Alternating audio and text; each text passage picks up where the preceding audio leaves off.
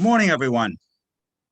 I'm Peter Stanton, publisher of the Worcester Business Journal, and on behalf of the WBJ and our event partners, State House News, welcome to the first of a two-part webcast series on New England's second largest and fastest growing city, Worcester. We have a terrific lineup of speakers today and look forward to a great conversation. Thank you for joining us, and I want to give a special thanks to our platinum sponsors for this event, Bowditch & Dewey and Workers Credit Union. They've both stepped up to make this series on Worcester Emerging happen again in 2022. And a special thanks also goes to our gold sponsors, Margol Architects and UMass Chan Medical School. And to our supporting sponsors, Blue Cross Blue Shield of Massachusetts and Lamoureux Pagano Associates and Architects. We appreciate the partnership of all these fine organizations who are active building and supporting the tremendous growth we've seen over the last several years in Worcester and in the Central Mass region. Today's session is a continuation of our 2021 Worcester Emerging series, where we took our first deep dive into who and what is behind Worcester's Renaissance. This is the opening conversation, with a second session taking place at the same time next week on Tuesday, March 29th. So if growth opportunities in the Worcester region are on your radar, be sure to sign up for that session as well. Before we begin the program, I'd like to ask each of our platinum sponsors to share some brief welcoming remarks. And first, we'd like to hear from Samantha McDonald, who is a partner at Bowditch & Dewey. Samantha.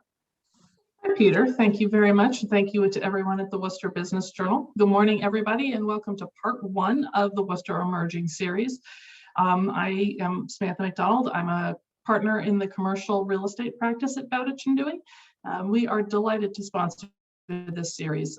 As everybody knows, the city has experienced some really exciting growth over the last few years, and Bowditch has been thrilled to be working with the people who made it happen. We've been working on several of the projects that you've heard about in the news and several that you will be hearing about in the news, both new developments and conversions for all sorts of different purposes, research, industrial, multifamily. I hope you are as excited to hear what the rest of the speakers have to say as I am, and I hope to see you this time next week.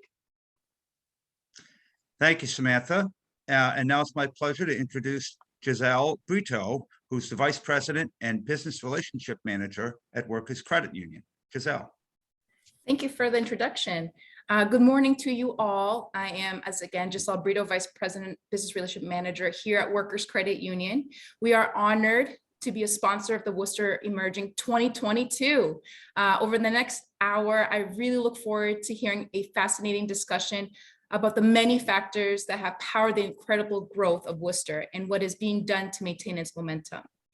Worcester has emerged to an even stronger city more than ever, with over 7,000 businesses who have made the city an attractive place for employers in high growth fields, including healthcare, life sciences, manufacturing, restaurants, and information technology. And as you all know, it's Central Massachusetts location where it's a great place to enroll for world-class colleges, universities, enjoy a great meal with friends, over 100 restaurants, be inspired at more than 70 cultural institutions, and what's the best but cheer for the Woo Sox and the Railers. Love those games. So Worcester Credit Union has been proud to be part of the Worcester business community for a very long time in the lending and small business partnerships that we've had over the years. Excited to announce, as you may all know, we have a Planet location here in Worcester since 2020. Our experience there has exceeded our expectation, especially with all of our financial wellness coaches in the area, to help everyone in the community exceed their expectations for what they feel as a healthy financial growth for themselves. So definitely very excited to be part of this call, and thanks for including Workers Credit Union in this event. Well, thank you, Giselle, and appreciate your support. And before I introduce our moderator, a couple of quick housekeeping notes. First, this event is being recorded and it'll be shared with all registered attendees post-event. And the second thing is, if you want to ask a question, it's pretty simple. Type it into the Q&A box at the bottom of your screen. And our moderator will try to get to as many of those questions as possible during the discussion. So our moderator today is Carrie Saldo. Carrie is an independent journalist and former Worcester Bureau reporter for GBH News. An experienced and award-winning print, broadcast, and digital journalist, Carrie did a superb job moderating our Central Mass economic forecast a couple months ago, and we're pleased to have her back to lead the discussion about what's behind the sustained boom in Worcester. And that's been a boom in terms of increased residents as well as economic expansion and development, which we refer to, and it sounds like Samantha knows of a lot more projects that are on the way to getting publicized. So lots cooking. Carrie, thanks for joining us this morning, and I'll hand the program over to you. Terrific. Thank you so much, Peter. It's a pleasure to be back here. I really appreciate your kind words. And I'm also really eager to hear from our panelists this morning about their thoughts on the growth that Peter just referenced. Speaking of growth, growing up, I spent a lot of time in Western Massachusetts, and that was a time way back when Worcester was exit 10A on the Pike, if anybody can remember that. But at that point, Worcester, at least by my experience, was not really a destination. It was simply a place that you drove past on your way to Boston. And really the stereotype was that there wasn't much to see in Worcester, but clearly that's changing. And let's meet the panelists who are here to discuss the hows and whys of that. I'll start with Chancellor Michael Collins, the Chancellor of UMass Chan Medical School. Good morning, Chancellor. Tell us a bit about the medical school here in Worcester. Well, good morning, everyone. It's wonderful to be with you this morning. So UMass Chan Medical School is a pretty exciting place to be at the moment. The home of 3 schools where we educate medical students, nursing students, and graduate students in the sciences, where we have a very large research enterprise in the several hundreds of millions of dollars. In fact, we have more NIH-sponsored research at our medical school than many states. We have a very large consulting company known as Commonwealth Medicine, where we help states and foreign countries maximize public dollars to take care of public payer populations. And we have a large biotech manufacturing enterprise in both Mattapan and Fall River. We're in most of the communities in the Commonwealth. We're part of a great university system with our partners in Amherst, Boston, Dartmouth, and Lowell. And it's a wonderful privilege to be with everyone this morning. I look forward to the conversation. Thanks so much. Next, let me introduce Ivette Olmeda, the MassDevelopment Transformative Development Initiative Fellow for Worcester's Main South. Ivette, tell us more about the goal of that work and your work here in Worcester. Hi, good morning to everyone. MassDevelopment is a state economy development and finance agency, and who work with businesses, nonprofit, financial institution, and community to stimulate the economic growth. And the program that I am as a fellow is Transformative Development Initiative, which is a place-based development program designated for gateway cities to enhance the local public-private engagement and community, and it stimulate more to improve the quality of life in a lot of our community as we increase economic activities and neighborhoods. So I've been working for the last 4 years, and I was specifically assigned to the Main South district in Worcester, one of the most diverse and rich in culture district that we have in Worcester. So it's my pleasure to be here this morning and looking forward to speak more about the changes after being living in Worcester over 30 years. So I am more than happy to contribute this morning. Thank you. Terrific. Thank you so much. And now I'll welcome Julia Georgelis, the head of America's Research and Strategy for JLL. Good morning, Julia. Good morning. Thanks, Carrie. As Carrie mentioned, I oversee research for the Americas for JLL, which is a global commercial real estate company. And over the past 15 years with JLL, I've spent a considerable amount of time studying cities, how they grow, the drivers behind the economies, how they can continue to sustain that growth, and then also thinking about the built environment, the impact on the environment, the future of work, and how we can all come together and continue to prosper from that growth. Wonderful. Thanks so much. Just a quick reminder to those who are attending this morning, if you have a question, feel free, pop it in the Q&A and I will get to as many of those as I can. I'm sure the panelists, as they speak, will spark lots of questions for you. So feel free to share those questions with us. Chancellor Collins, let me start with you this morning. As Peter referenced in his introduction, Worcester is growing not only in population, but also from a business perspective. And when we look at that, especially the census data, Worcester grew by 14%. That's unprecedented, not only here in Massachusetts, but in New England.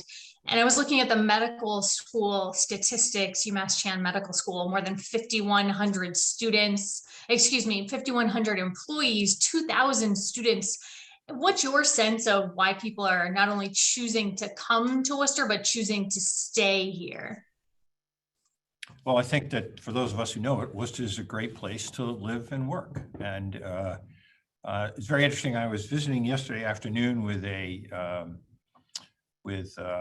person who represents a very large venture capital firm, was visiting the medical school, and said to me, why would anybody want to come to Worcester? And I spent the next 15 minutes sort of educating them. Talked about the great places to live and work, the wonderful, all the things you mentioned about, you know, the thriving economy, the social scene in restaurants, the ballpark, the fact that you can live and work in so many different places. You know, if you go from this medical school, you drive 20 minutes north, you're in farm country. And if you go 20 minutes or 30 minutes east, you're in, you know, the biggest suburbs of Boston. If you go 20 minutes west, you're in a beautiful area. Also, I think that, you know, I think it's fair to say that our medical school is better known in other states and around the world sometimes than it is in Massachusetts. The fact that we're 37 miles west of Boston, folks aren't exactly, you know, not up to date on where we are. We are recruiting. When we see a faculty member recruit, we're recruiting the top 5 people in the world. When we're encouraging our students to come here, you know, we're one of the most competitive medical schools, medical, nursing, and graduate schools in the country, and therefore in the world. If you look at where our students go once they've graduated from here, they go to the finest programs that exist in America. So it's just, to my way of thinking, there's a mindset in Worcester. Part of the success in Worcester is because of our mindset. There's a very positive mindset here. Government works, government leaders support the institutions. I like to say there's a collaborative gene that's dominant and fully expressed. We collaborate across our institutions and do it well. And there's just, and it's a wonderful place to live and to work. And I think the more people figure that out, the more successful we'll be. Great. Ivette, as you mentioned in your own remarks, you've been here in Worcester 30 years, more than 30 years. What's your sense of why people are now choosing to not only come, but stay? Well, I am excited myself to see all the transformation and revitalization. Dr. Collins mentioned, starting from the downtown, where it used to be a big mall. And that was original when I took my first ESL classes for all the non-speaking English. And that was one of the first questions a lot of people asked me, you know, why are you coming to Worcester? So after all these years, see the hard work to stimulate the economy growth, and working with small businesses, working with MassDevelopment, and see all these changes that started with the center downtown now. I feel like it's an exciting place to come, and as myself living on my house for 28 years. I have the privilege to go to Clark University to do master study. So I can tell that even with the renaissance of Hanover Theater, went back with my kids, it used to be a movie theater, but it became to be closed and lonely. And now the transformation with this, what I see over this year, manufacturing, investment, and educational institution, and I see nonprofit, but I recently experienced the persona of underserved, underrepresented district with my job with TDI is helping to develop neighborhood branding to bring pride and to those diverse neighborhood that is growing as a fast factor in our city. So I'm excited to see, and I will actually welcome everybody to come to Worcester. And I am so glad to see all the transformation with big companies that MassDevelopment, Worcester a business development center as well too. So I think that it's been a lot of journey of those changes. I'm really interested to hear more about your work in Maine South in a bit, but I want to bring Julia into the conversation as well. Before, when we were getting to know each other a bit before we went live, Peter mentioned that you've really, your interest has really peaked in Worcester. Tell us a bit about that and why you think others are attracted here as well. Yeah, so I failed to mention in the intro, but I'm based in Boston, have family in Worcester, and have spent a lot of time in the city. And over the course of my career, I've really studied the impact of urbanization, which has been a significant driving force in reviving cities across the country. Also, because urbanization has been so pronounced in major urban metros across the US, it's led to a spillover impact into secondary cities like a Worcester next to Boston, where you're starting to see the benefits of urbanization and the revival of really cool downtown neighborhoods, the repurposing of real estate to bring in different mixes of uses, the experience of a new destination, the emergence of kind of an artist community where art can flourish and really tap into the local talent. So, those are exciting kind of developments to see as communities rebuild and take advantage of the urbanization. And when you look at the composition of Worcester, there are so many different advantages with the educational institutions, with the healthcare sector, which is a significant driver in growth that we see over the long term. As we see aging demographics, as we see resilience and the increasing need for better and more healthcare.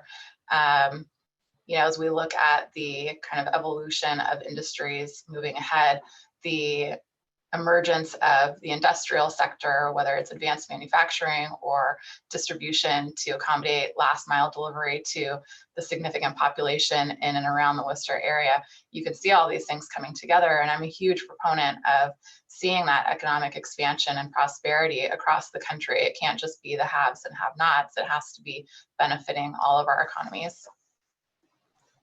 Thanks. You mentioned education, which Chancellor Collins clearly knows a great deal about. Chancellor, when you look at Worcester's economy, obviously, I should also say business is a huge part of what the UMass Chan Medical School is doing with the life sciences in Worcester. When you look at Worcester's economy, what do you think would attract even more businesses to the area, whether it's life sciences or others? Well, I think that particularly in the life science sector, it's much more economic to do your business here. If you look at the cost of real estate in and around the Kendall Square area and around the 128, you sort of think of 128 and going east, the cost is 2.5, sometimes 3 times higher than it is here. Now, when I talk to leaders in life sciences in and around the Boston area, they say, look, we have to go where the talent is. And I would argue that the talent actually exists in Worcester. If you look at a medical school of our size and complexity, if we were anywhere else in America, we'd be the biggest thing for 4 states around. We have more NIH research here than 26 other states. I don't know that people could quite understand how, what a magnitude is. What that magnitude means. If you look at the economic multiplier of the medical school, it's close to, it approximates $2 billion. The fact that if you look at this, we're building a 350,000 square foot research building now right outside the door, and there are so many construction workers out there right now putting up the steel.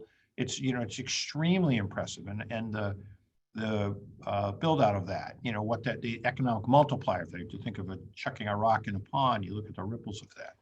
I think another thing that's missed in Worcester is the fact that there's tremendous infrastructure here. I mentioned governmental leaders a few minutes ago. The government gets it. We want to build a building, we go downtown, we see the folks down there, and like that, we have the permits so they're ready to go to the building. If you look at the legal and the finance community that exists in Worcester that supports our institutions. It's impressive. If you look at leaders in the community, I think of a woman like Sue Mailman, who is running a woman-owned business, but also working to make our community better at the school committee. If you look at folks like this who populate our community, you can just sort of feel the excitement of wanting to be here. And we have no problem. We are a global medical school. We have no problem attracting attention, attracting faculty and students from around the nation, frankly, from around the globe. One last point. If you understand the sciences, you recognize what a great place UMass Medical School, UMass Chan Medical School is. You recognize that. And perhaps it isn't quite as recognized in and around the local environments because, we're Worcester. For a long time, UMass Chan was viewed as a safety school. There isn't anybody that thinks that today. Now it's a leader in medical education and science and service across the country. Ivette, as you're hearing the Chancellor speak about all the talent that's already here in Worcester, I saw you nodding your head. It's not something you need to be told about because as you've grown to call Worcester your home, but also do your work in Maine South, I noticed when I was doing a little reading that part of what your work was, and correct me if I'm wrong, was really just calling attention to the fact that there is a ton of small business in Maine South and really just helping those businesses hone and tell their stories to the broader city of Worcester, but also the broader community. What's your thought? Yes, Carrie, I found during this 4 year, my experience is that they are so, we know that migration is one of the fast coming into the Worcester. So that make us a very rich and different cultures and languages that we have. So my work in the Maine South was actually empower people and actually prepare them to be leaders and to participate in decision making. So neighborhoods like that sometimes could kind of suffer for many years for a negative perception. So when you empower these people, you engage, you give them the power so that way they can be leaders, they can lead. So my experience is that a lot of small businesses that they were very disconnected before from different resources that we have, business resources in our community. So now they all have a well-organized business association with 34 members to participate more, and it's 99% are minority businesses. During the pandemic, they have the privilege by doing this connection to access to all those financial resources that we were doing through the pandemic that a lot of the small businesses suffer at that time. Julia, hearing Ivette speak about the diversity that's in Maine South, it makes me think about the fact that Worcester is one of the most diverse cities in New England. Forget about Massachusetts. Is that diversity part of what you think helps attract or make Worcester more attractive to other businesses? Or what's your sense of what would attract even more businesses to Worcester? Yeah, I absolutely think that diversity is playing a larger role in where companies choose to locate as they look to diversify their talent base and labor force. That will continue to grow in importance. I think, going back to Chancellor Collins' earlier comments on life sciences, it's a huge engine of growth for our economy. And there are a lot of benefits with thinking expansively about how life sciences can continue to grow within Massachusetts. If you look at the lab inventory of the greater Boston market and the current vacancy rate of that core lab market where all the life sciences research is conducted, it's 1.4% vacant, which means we're severely supply constrained to be able to accommodate growth. A lot of development is taking place, but as we're starting to see companies grow and mature, there is a need for pilot manufacturing to conduct their clinical trials and continue to move toward FDA approvals. Worcester is positioned really well to capitalize on that biomanufacturing, and we're seeing some of that pop up already. And that continued growth is important because as we have learned from life sciences companies that we work with, the proximity to that biomanufacturing space within a day's drive and even an hour or a couple of hours is really important to ensuring that the science continues to move forward. So I see that as an opportunity. Additionally, Worcester has become a destination, as Chancellor Collins was mentioning earlier. There are restaurants, there are events to participate in, there are concerts and sporting events. And as we have looked at and analyzed cities that have emerged or kind of gone through a renaissance of growth, what we found is that they've become a destination first in many cases, and the businesses have followed because talent is really important and critical to that business expansion. So while there's a bit of a chicken and egg situation there, we already have a great talent base in Worcester, and it's a matter of creating that kind of recognition that Chancellor Collins was mentioning of promoting Worcester and everything that it has to offer to new residents coming into the area. Chancellor Collins, when you hear Julia talk about their statistics relative to the life sciences, I'm sure they're not new numbers to you, but it made me think about, do you feel like part of your work is telling that story to other people in the life sciences business? Like, here's what we have as an opportunity in Worcester, come use it, come take advantage of it, and everybody will benefit. Well, we certainly do. We certainly do speak to folks about that. We have the same problem. We have a biotech park. It's 99% occupied at the moment, and we have a number of people who knock on our door because they want to be proximate to the medical school and to the talent that exists here. They want to think about.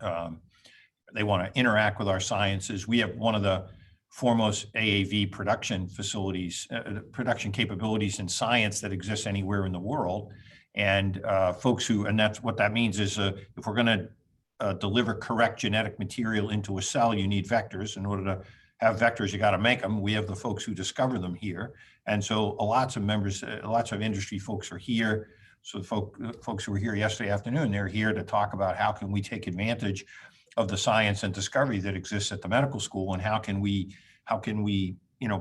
make that work better. If you look at the major foundations that support science in the world, they're looking at our institutions to collaborate with them.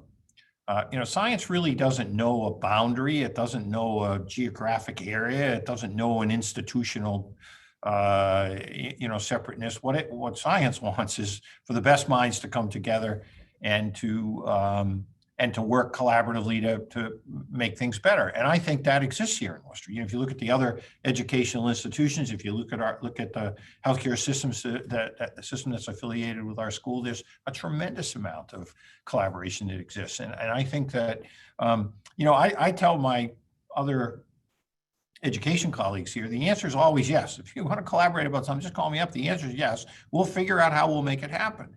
The same things exist in Boston and with the other UMass campuses. The answer is always yes, because we have such incredible science and opportunity here. We should take advantage of that. So to answer your question directly, yes, we do spend a certain amount of time speaking with folks about what's possible here. And I think that, as Julia has mentioned, when the Chan family named the medical school, they said the Commonwealth must look beyond 128.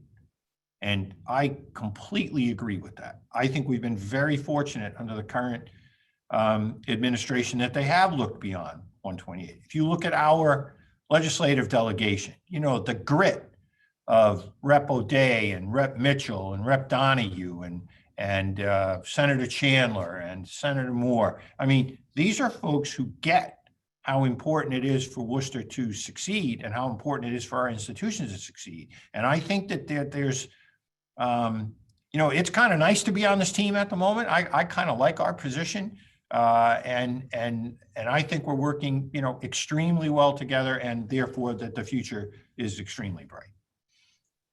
We've been talking a bit about what excites each of you about economic revitalization in Worcester, but I also want to spend some time to talk about what's giving you pause, what has you concerned, Ivette, what has you concerned a bit. Ivette, I'll start with you. So one of the things that probably concern, but actually I want to start with the positive that, great organizations working together, business development organizations putting together and collaboration, and including the city of Worcester has done an amazing job to, again, contribute to this accelerate economic development. One of the things that I probably pause is that as we keep growing more, the capacity in a lot of those organizations, including probably the city, it's probably limited to reach out to so many people. So as we grow, and we need more people in the ground to actually talk with small businesses to hear better the needs that there are, including the more underserved communities. We need to kind of start to, that means that we need more housing, we're gonna need more job creation, that we need kind of start to navigate or leverage the language barriers that sometimes kind of keep people out of the decision making, and that includes education. You know, our population keep growing, so definitely Worcester is rich, and I can see all this transformation that a lot of institutions have today invest in, because we need to kind of open more market to develop youth leadership programs, and to stay and retain those talents in our city. Julia, how about for you as you look at the situation? You clearly have shared some of the things that are exciting you, but what's giving you pause? Yeah, I mean, I think we're still coming out of the impact of the pandemic, and the recovery of the economy is something that we're paying close attention to. There have been challenges that are outside of our control as it relates to the supply chain, you know, the public kind of comfort level and feelings of safety and resuming normal activities, which in some cases has slowed the recovery of retail and hospitality jobs, which is a part of Worcester's economy. So, you know, we're looking at that and the geopolitical crises that are weighing heavily on that supply chain, and the future of monetary policy as to how that will impact, you know, consumer behavior, which makes up the large portion of our GDP. You know, Worcester relative to the Boston metro area is more affordable, but of course, as more people move into the area, that starts to change the affordability. So thinking about the supply and demand dynamics is important to maintaining that balance. And what we've found in cities where they have been able to continue to grow housing supply, which is a big component of welcoming new residents, you've been able to maintain that balance and create that affordability and that quality of living that's really important, especially right now as people are evaluating where they want to live and how they can blend that with where they're working in the future. I definitely want to talk more about that balance that you mentioned of, you know, the benefits that happen, but also some of the things you have to be careful with in just a bit. But I want to give Chancellor Collins an opportunity to speak to what might be keeping him up at night a bit, or giving him pause when we look at the economic revitalization that's happening here in Worcester. All right, so I begin the day by thinking we can always be better, right? So that's just sort of my focus. So I'll give you, you know, I have a long list.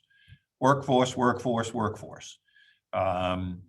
We have 700 open positions at the medical school right now.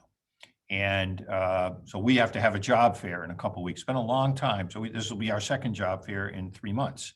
And in order for us to continue to populate the specific needs we have, it's very important for us to be able to continue to recruit a workforce. And I'm concerned about what it's going to cost to pay for that workforce, because it's going to cost us more than it's cost us in the past. So workforce. That would be first on my list. Second, schools. It's very important that the schools in the region are able to respond to the needs of the families who want to work here. And I think we've made progress in Worcester and the surrounding communities. We need to make more. Transportation. It's not easy if you want to live in Boston to work in Worcester. The trains don't go that way. Now, there's been great improvement, and I give the Lieutenant Governor tremendous credit for the improvement that's made, but it really doesn't work as well. If you want to come out, if you live in Newton, or, you know, we have many families where they're in the two spouses, one goes east and one goes west. It's not that easy for the public transportation to bring people to Worcester. Think about the airport, for instance. I would encourage everybody listening to this to fly Worcester. Why do I say that? Well, if I have a patient coming today from Florida, okay, the patient flew into Boston, patient's gonna spend a night in Boston, eventually gonna make their way out here. And if you look at the Research Triangle or Rochester, Minnesota, which I wouldn't say are sort of the garden spots of humanity, why does the Mayo Clinic succeed and why does the Research Triangle succeed? Because of the airports that support those institutions. We're gonna need the airport to continue to flourish if we're going to be able to grow our patient base and grow our research base. You know, the folks that came in here yesterday came in on their own plane, and we need to be able to have the planes here to support. And I'm going to tell you something, okay? I sat on the ground yesterday in another airport for 45 minutes, and I guarantee you it didn't make the news. And we have one little hitch last week, and you know, it's all over the place that people had to sit on an airplane for 45 minutes. How many times have all of us flown to an airport and we've been flying for 2 or 3 hours and we get to the airport and there's nobody there to open the door? This is like not that big a deal, but you know, it made news all over the place. So we need to support our airport. We need to support the empowerment of women and people of color in our community and in our institutions, and we need more to help them. So we just had 25 of the folks who have resettled here from Afghanistan come to meet our HR company and make the part of our HR operation in our team. We would love to recruit these people to the medical school. And I know many, many other companies have been doing the same thing, and with our United Way and all the support that we've been given, but I think that's going to be very important. And the last thing I think is we need to continue to think and act as a region, not just as, you know, one particular, you know, part of Worcester or just Worcester by itself, but thinking as a region. The more that we can do and plan and collaborate as a region, the stronger we'll be into the future. We have quite a few questions here in the Q&A, so I'll go to those. This is from an anonymous attendee. They wrote, what role has the state played in contributing to Worcester growth? What specific resources have been provided? Ivette, would you like to speak to that first, maybe? Absolutely. So speaking from the state side, so things that like the Central Regional Team, which is the finance team from MassDevelopment, and company was like WBDC.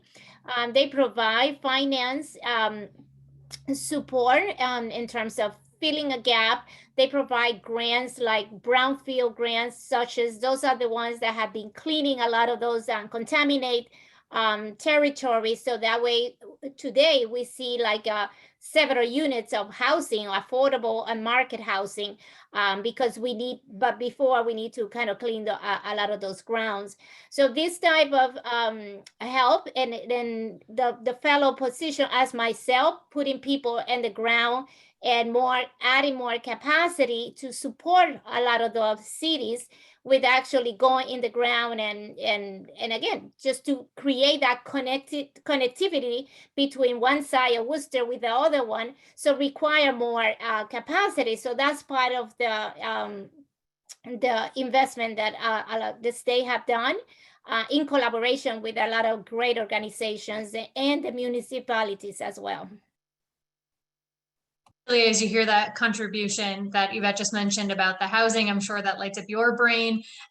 Is it something like that catches your attention, or are there other things that the state have done in terms of contributing to Worcester that have piqued your interest? Yeah, I'm a daily public transit rider, so I'm constantly thinking about the infrastructure of accessibility and improving transit-oriented kind of experience for people who are taking that as a mode of transportation. You know, the redevelopment of Worcester's Union Station is a big focal point for me. That what we've seen across the country is when you have a great transit hub, it will attract development. It attracts people to come and explore and experience the surrounding area with the restaurants and activities that are available. So it's a great driver of economic growth and critical, I think, for the future of any major urban area. I think back to the partnerships of the universities and the innovations that are coming out of them. I also think education with the vocations and the trade schools are really important to solve some very big skills gaps that we have, and we'll continue to need people in the trades if we're going to continue to build new buildings or new homes and service them over time. So I think those two areas are really important to sustained growth. Certainly it'll help meet that workforce challenge that Chancellor Collins was just talking about a minute ago. Chancellor Collins, is there anything you wanted to add regarding that piece? Has the state played a role in contributing to Worcester's growth, and any specific resources that have been provided by the state? I can be very specific. First of all, let's talk $50 million a year that comes to the medical school from the state as part of the state university system. We receive part of the state appropriation. That's $50 million a year. Look at the $100 million that went into the Sherman Center, the building that we built in 2012. I think you would realize that that's a pretty significant contribution. If you look at the capital contribution that comes from the state every year, those are tangible things. If you look at a little bit beyond that, but the support that we get from our representative Jim McGovern, look at the VA that we just built here. That was this is an amazing service to area veterans, but we built a brand new outpatient veteran center on our campus that's open. You can't miss it when you drive by Route 9. And I'm probably the least militaristic person in the world, but if someone has gone and served our nation, we owe them the healthcare of the future. That's part of the promise. And I wanted our medical school to be part of that. And working with Jim McGovern, you should just watch this guy when he brings together the leaders in the state and the local reps together and says, okay, this is something we're going to do. And, it wasn't easy, but it'll be a very interesting chapter in my book, by the way, but we were able to pull this off. And we now have that facility. If you look at the transportation, investments that have been made. Okay, so we can all say it needs to be more, but there's been substantial investments made along the rail line so that we can do. And if you look at the investment that's been made in downtown Worcester between the city and the state, the collaboration to make main streets better. Look at all the workforce development efforts that have been made from the Commonwealth. So I think there's substantial, all of us would like it to be more, and I'll be first among them, but I'm very appreciative for the support we get. If you look at the state appropriation support that we get, that $50 million, it's like having an $800 million endowment. And it comes year in and year after, and our reps are on the front lines fighting for that money every year. And for that, I'm very grateful. Another question from the audience. Julie, I'll start with you this time. And the question is, how can Worcester attract mid-size and larger companies to move to the region? Yeah, it's a great question. I think as you start to see that critical movement or momentum of talent into the market, that obviously raises the homing device for employers. Chancellor Collins mentioned earlier meeting with a venture capital firm. I do think that there are additional sources of capital that can help to incentivize those moves, create a place where companies feel compelled to be in an area where they're surrounded by like-minded people and talent and companies. The clustering impact is critical to urbanization. It's also critical for industries to know that if they are moving into a new neighborhood or a new city, that there are also other companies that share the same type of business model. We're in a different environment than we were 20 years ago, where the intellectual property of a company was really well protected. There is this concept of collaboration and co-collaboration outside of the walls of a company. A lot of that has to do with recruiting. So if a company can recruit from outside its four walls, they need to know that they're in a place where they have that access to talent. I think higher education is a big driver of that, because you can get the students that are graduating. I think building off of the amazing healthcare industry that we already have in the market and pulling in other more traditional sectors within the insurance industry, you can start to see how that clustering could be built off of what we already have there. that multiplier impact that Chancellor Collins mentioned with life sciences is true. There are service providers and suppliers that are coming to support healthcare and life sciences in the market.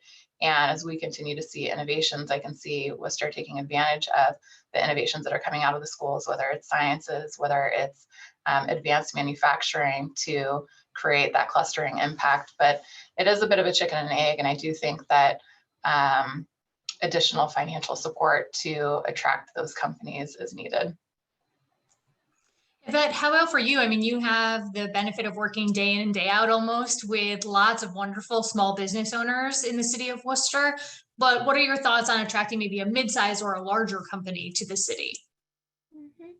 One of the things that I see, and I think that we have done a lot improvement, and I'm grateful too for that. But there's we need more startup investments and startup funds for new companies that are developing, especially in the biotech startup companies to establish in Worcester, to make it a kind of easier. And of course, we need to have more accessibility to capital for those marginalized and unable to obtain a regular funding. And this is one of the big struggles that a lot of starting company, new venture or emerging. The same thing with emerging developers. We need to kind of get more support to engage them to invest. And my other thing, and probably that's part of the first question, the previous question, was one of the things that we haven't mentioned that is a great innovation right now, where they connect businesses and community, is the investment that the state has done in art and culture, which is, it's an art and culture economic that is being growing, and it's almost like the main language of communication and connection between businesses, residents, and from city to city to share. Chancellor Collins, anything you'd like to add about thoughts on attracting mid-size or larger businesses to the city? Yes, so I think a lot about this. One thing I'd be thinking if I was a life science startup would be that, we have an entity out here, Mass Biomedical Initiatives, run by a very talented lead exec, John Weaver, who's looking to help small and mid-sized companies sort of get their first footing and be able to, share common resources among other small entities trying to do that. If I were a small or mid-sized, I might be contacting those folks to think about that. If you think about being near a medical school, so we have core facilities, RNA cores and mass spec cores and microscopic cores and things that small entities need. The fact that you're right proximate to us should give you, great pause to say, hey, maybe I should be there because these services are available. If I think of like the mass hire folks that are here that are helping folks find a new job, the fact that there are folks in our community will help people find a job. I think those are good places to be. So I think that, we have a lot where, particularly the cores of the medical school, the fact that the things that you need that cost millions and millions of dollars of capital, that the Life Science Center, the Massachusetts Life Science Center, for instance, has, a few years ago, we had a very detailed kind of microscope here, that the next one was in Pittsburgh. We now have 4 of them. And if you want, if you need these kinds of facilities to do your science, it exists right here at the school. And if you're in one of the facilities proximate to us, then, we'll allow you to have access to it. So I think there's some really very positive reasons why to come with a small or mid-sized company here. Not to mention, it's a lot more affordable. The housing stock downtown is a lot better than it was a few years ago. I think that's great. If you want to buy a house out in Spencer and Princeton and Holden and Upton and those kinds of places, you're going to find something that's much less expensive than if you're trying in Wellesley and Westwood and Weston and, those kinds of places. So I think there's lots of really good reasons to come to Worcester. Thanks. I can't believe we've gotten this far into the discussion, and I don't think we've said the word pandemic once, but here we go.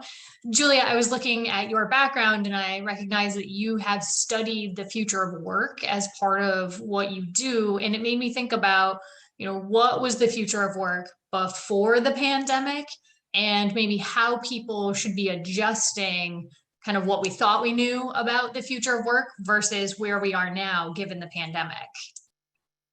Yeah, it's an interesting philosophical conversation.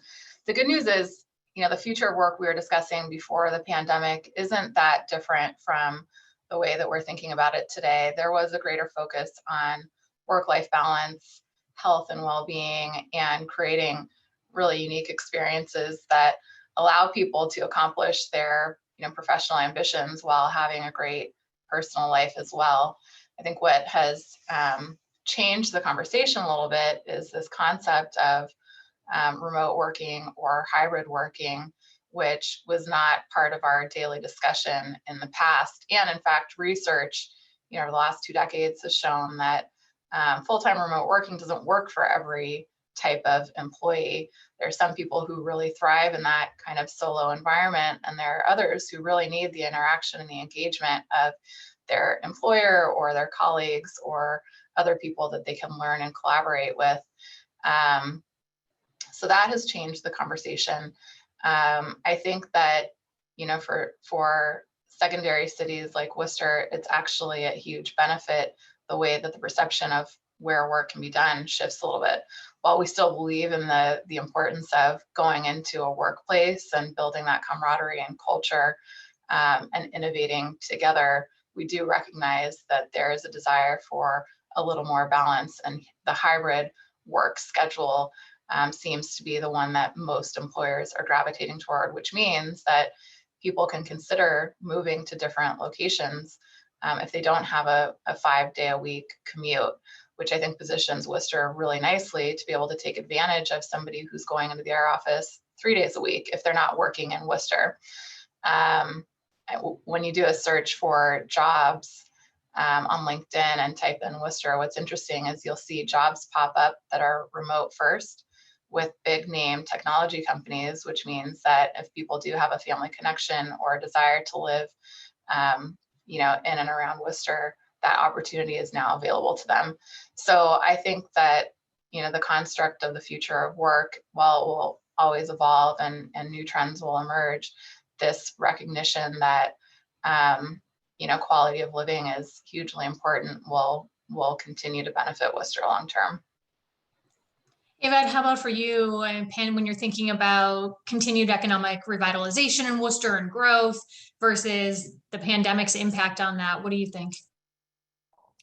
So during the pandemic and after, but one of the lessons that I experienced and learned with the small businesses was that transformation to adapt to the high technology, and actually so it was for the good of them, because there was a lot of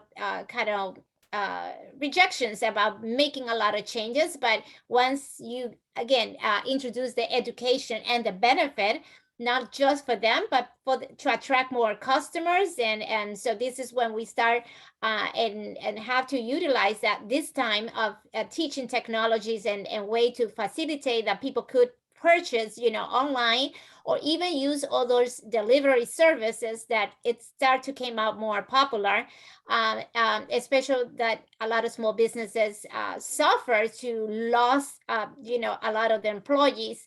So we were have to teaching them how do you manage now and continue your business moving forward, but you need to adapt to the technology that we have. And this is where it's about, introducing, it's about educating and see the benefit of both. And in terms of, for work inhibitor, one of the things that has been, I experience a lot into the workforce is about the childcare issues for especially a lot of women to get back. So just as Jane just said before, right now is, this kind of style it's about considering that the child care is a big factor for women's workforce. And I speak from my own experience for many years as well, too. Chancellor Collins, this is a challenge I'm sure that you're thinking about, not only from the perspective of as an educator, but an employer as well. What are your thoughts? Well, I think it's a big, it's you know, it's going to be a big and evolving challenge for all of us. You know, they say you can tell the workforce practice of a company based on the age and gender of the CEO. So being a white male in the 60s, you know, my stereotypes, everybody has to be back to the office. Now, okay, the reality is this, the folks running the power plant and doing the research and caring for the research enterprise here, they got to be here. I mean, there's just not as much as I'd like to say you can do that from home, can't do that from home.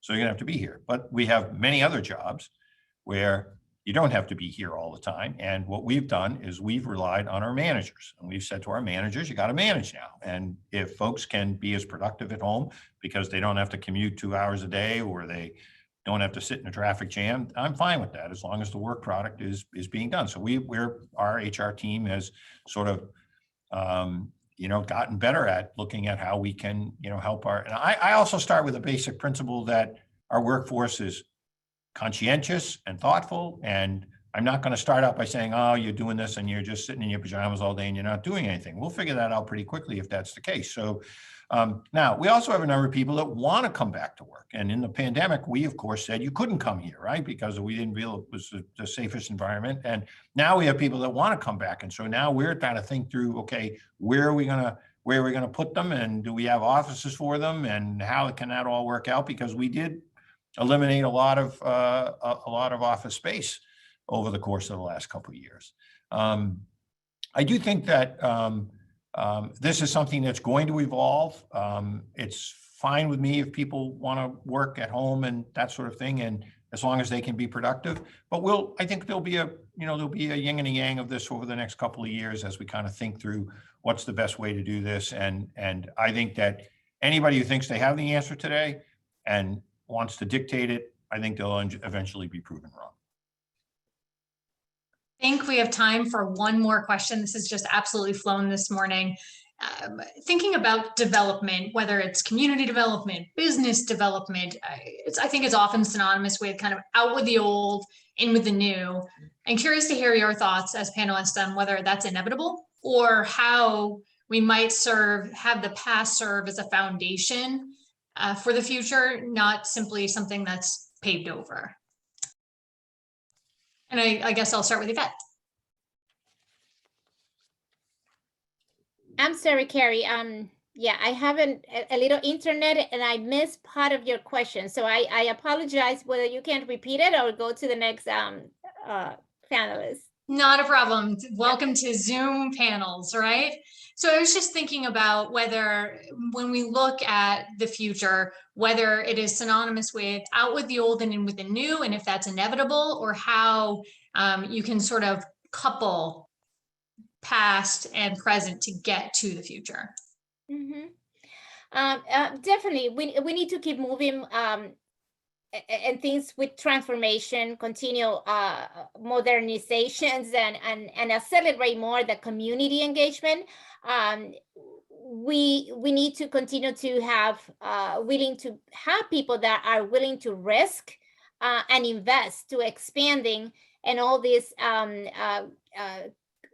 expansion for the economy, people that invest in biotech and again continue to educate in the medical field, and we need to expand in this art and culture economy, which is that would help to leverage inclusive and equitable economy in that. So we need to address more to recognize equity and inclusion in every growth opportunity that we will have and we will continue to have for the future.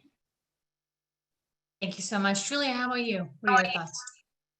Yeah, I mean, I think old and new sit nicely together, and a lot of our best cities have spent the time to repurpose existing real estate, especially when it has a historical significance for a city and you can continue to keep that culture moving forward into the generations. There's also a sustainability benefit of repurposing existing real estate and the opportunity to reduce the carbon footprint when you are using existing materials or using an existing kind of base building structure. So, that will absolutely continue to be a trend in development as we think about repurposing for either renewed use or different uses. Councilor Collins, how about for you, thoughts on how, past can serve as a foundation, not simply something that's just lost? Yeah, it's definitely not out with the old and in with the new. I don't believe in that at all. I think that, we've learned how to educate differently. We learned how to train differently. We've learned how to work differently. We've learned how to behave differently as a community. We have a major focus on diversity and equity at the moment. We're looking at healthcare disparity. We recognize the importance of supporting our communities. These are all things that we're going to continue into the future. And I just want folks to know that the medical school is completely committed to the community. We're having this job fair at the Beechwood on March 31st for a reason. We'd love people from our community to come and we have 600 or 700 open jobs. We'd love more people from Worcester, particularly those in need of a job at a great institution with wonderful benefits, to come and join us. So I think we're going to, it's much more of an evolution for me than a revolution. I think it's very important for us to continue our collaboration and to recognize how special it is here in Worcester. And the more that we can do together, the better off we'll be in the long run. Thank you all so much. I'm just going to quickly hand it back to Peter. There we go. Thank you, Carrie, Chancellor Collins, Ivette, and Julia. Terrific conversation. I want to say also special thanks to our platinum sponsors, Bowditch & Dewey and Workers Credit Union, our gold sponsors, Margol Architects and UMass Chan Medical School, and our supporting sponsors, Blue Cross Blue Shield of Mass, Lamoureux Pagano and Associates, and Architects. And of course, our partner, our media partner for the event, State House News. Just a reminder, you're going to get a link to this conversation, the recording, and a couple other helpful resource links on growth in the city of Worcester in a follow-up email. If you haven't already registered for next week's session, part 2 on Worcester Emerging is on March 29th. We'll continue the conversation with kind of a focus on commercial and residential development. Samantha McDonald will be our moderator. You heard from her earlier. And we'll have on Mark Rangel, VP of Development at the Mankaty Group, Chip Norton, the Managing Director of Franklin Realty Partners, Russ Hames, President of Hampton Properties, and Michael Lozano, a VP at Trinity Financial. So a great conversation coming up. Thank you for all who attended and made today's discussion happen. Have a great day.